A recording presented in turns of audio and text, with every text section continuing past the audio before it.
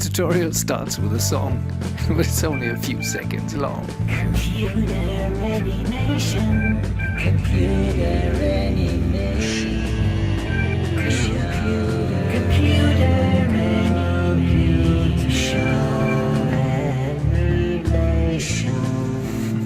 Let's get started with animation. Hello, today I want to show you 3 or 4 fundamental things in Maya which have to do with cleaning up scenes and other things, very basic. They're not simple, they're used very often, and one is optimize scene size. You find it under File menu. The next one is modify, reset transformation, and freeze transformation. And under Edit you find delete by type history. Or if you have several objects, delete all by type history. Let's start with reset the transformation. It's very easy, it's extremely effective. Example, you create a new camera. Create camera, and then you animate that camera. So it is here at the very beginning. Press the key S to set a keyframe, and then I move the camera up right here and rotate it. And set another keyframe with the key S on the keyboard. So the camera moves over here. Now I think I'll start at a different place, higher. For example, right here. And let the camera look down. So I set a keyframe here. So the animation goes like this now. And now I think, it would be nice to have a light in front of the camera. Or a sphere in front of the camera. How do I do this? Create a sphere, and now I move the sphere somehow to the camera. I could do that, but the much more easy way to do it is to place the camera at the origin where it was made and where the sphere is. And the typical thing would be to go to camera and then reset all these parameters here. But I don't want to do that. They have keyframes and I just don't want to mess with them. It wouldn't hurt really typing in 0 here.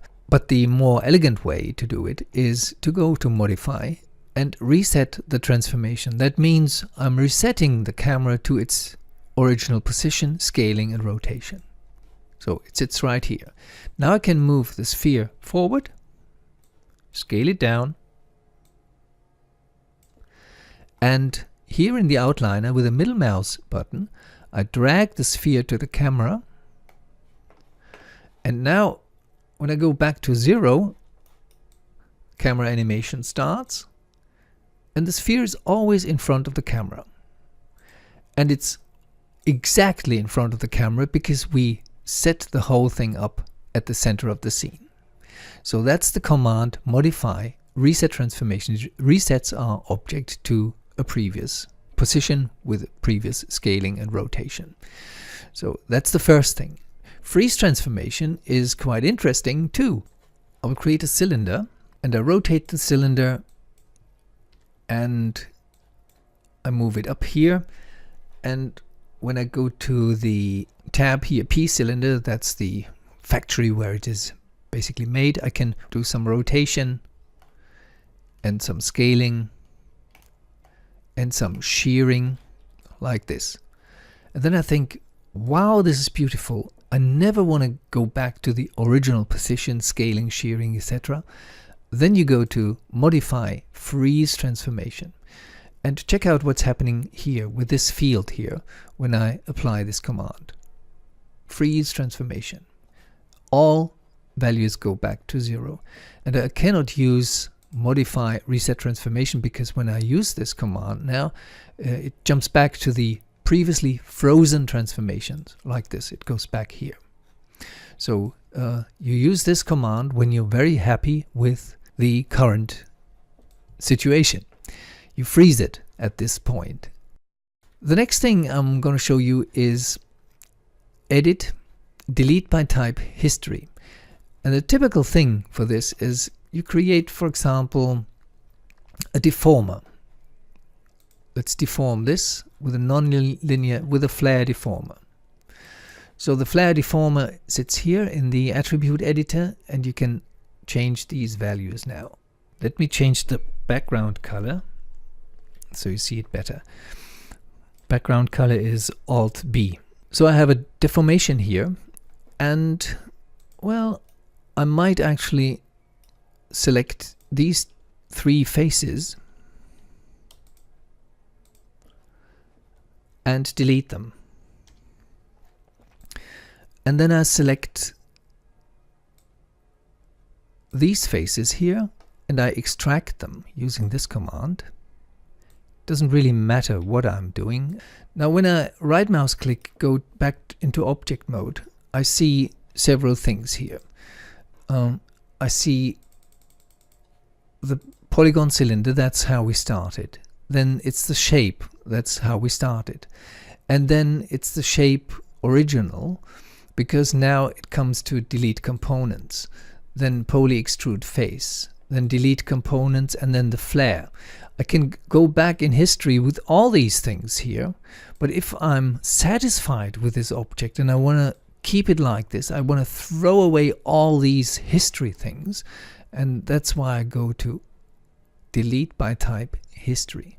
And when I delete the history now, the tabs on the right hand side in the attribute editors will be reduced to just 3.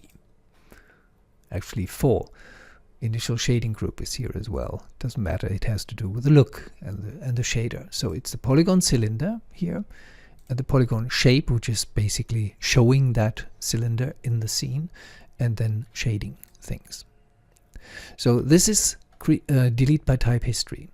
Let's deform it again with a sine deformer. Go here and change the amplitude here and the wavelength.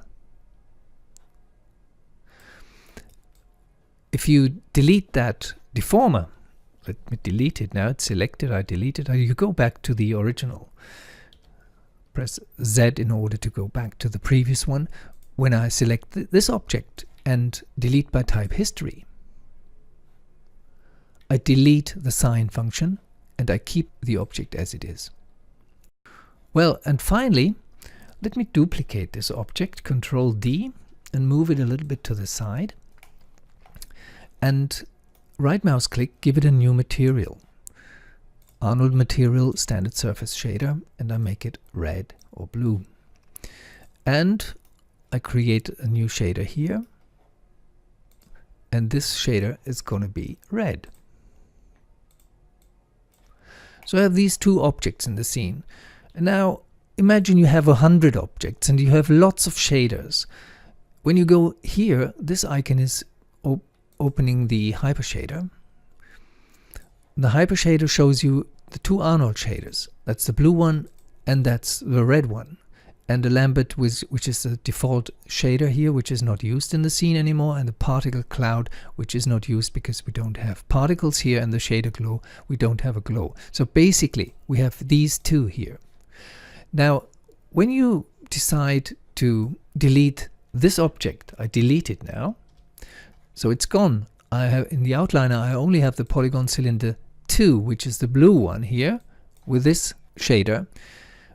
And I still have the red one, which is here. And this is what optimized scene size is ideal for. Because now I don't have to pick anything. I just go to File, Optimize Scene Size, and check out what's happening in the hypershader. The red shader, the red material will go away because I don't have an object in the scene which needs that shader anymore. It's gone. So this is a really highly invasive tool for reducing unnecessary things in the scene. Well, just to recap, optimize scene size in order to delete things which you don't need in the scene anymore. Edit, delete by type history. If you have deformed an object or deleted components and deleted more components and extruded things, and then you're satisfied, then you delete the history. Modify, reset transformation is for resetting an object to its original place, which is usually the origin of the scene. Unless you've frozen the transformations at another position, with another rotation, with another scaling. When you move an object to a position which you like to have as a starting point and to come back by entering 0 values later or reset the transformation, you use this command. Well, have a nice day. Bye bye.